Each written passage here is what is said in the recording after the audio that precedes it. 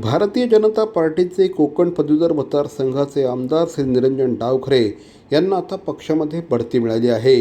श्री निरंजन डावखरे यांची प्रदेश सरचिटणीस म्हणून नियुक्ती करण्यात आली आहे. त्यांच्याकडे कोकणचा कार्यभार सोपवण्यात आला आहे.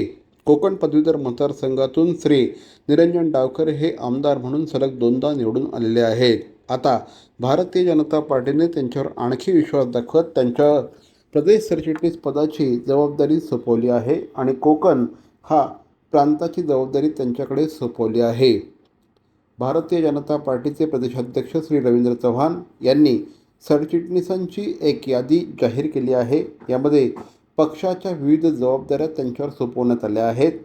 यामध्ये ठाणे शहरातील भारतीय जनता पार्टीच्या ज्येष्ठ कार्यकर्त्या माधवी नाईक यांच्यावर देखील प्रदेश सरचिटणीस पदाची जबाबदारी सोपवण्यात आली आहे.